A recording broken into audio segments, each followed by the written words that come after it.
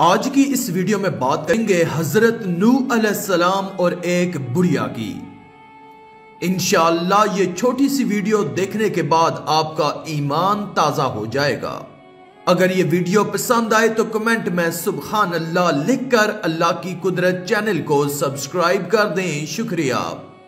دوستو، حضرت امام سجاد علیہ السلام نے ارشاد فرمایا کہ جب حضرت نوح علیہ السلام کشتی بنا رہے تھے تو ایک مومنہ بوڑھی عورت روز اللہ کے نبی کے پاس اپنی گٹھڑی لے کر آتی اور کہتی، اے اللہ کے نبی، کب کشتی روانہ ہوگی؟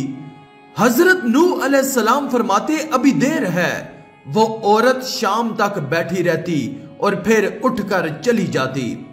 ایک دن حضرت نوح علیہ السلام نے فرمایا کہ اے عورت، جب جانا ہوا تو تمہیں بتا دیا جائے گا۔ یہ عورت واپس چلی گئی اور انتظار کرنے لگی کہ کب نوح بلائیں گے۔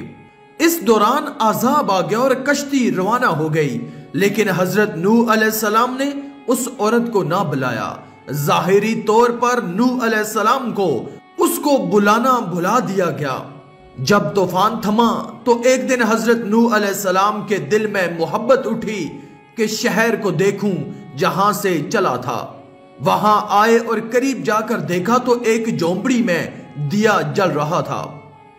حضرت نوح علیہ السلام یہ دیکھ کر چونک گئے کہ روئے زمین پر کوئی ایسا گھر بھی ہے کہ اتنے عظیم طوفان کے بعد بھی جس میں چراغ جل رہا ہے۔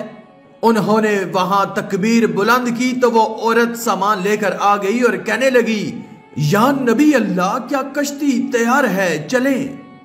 حضرت نوح علیہ السلام نے حیرت سے اس کو دیکھا اور کہا، رکو بڑھیا، کیا تمہیں کچھ بھی پتا نہیں چلا؟ وہ کہنے لگی، یا نبی اللہ، کیا نہیں پتا چلا؟ کہا، اتنا بڑا سیلاب آیا، بارش آئی، تمہیں کچھ بھی پتا نہیں چلا؟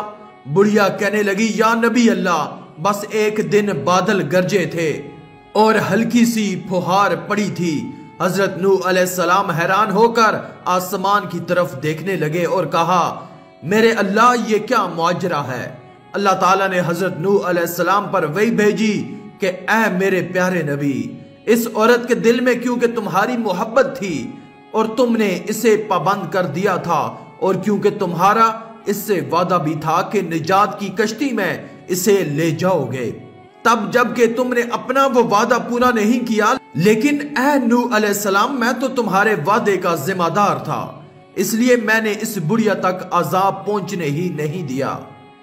حضرت امام سجاد علیہ السلام نے پاس بیٹھے اپنے مومنین سے فرمایا، او مومنوں، یہ حدیث قیامت تک کے مومنین تک پہنچانا تم پر واجب ہے۔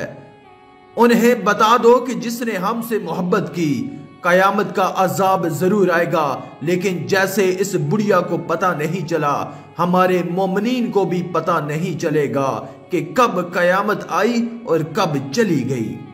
بے شک میرا رب اتنا مہربان ہے کہ اگر انسان اچھائی کرنے کا سوچے اور اچھائی کو کر نہ سکے، پھر بھی میرا اللہ اس اچھی سوچ کا صلہ ضرور دیتا ہے۔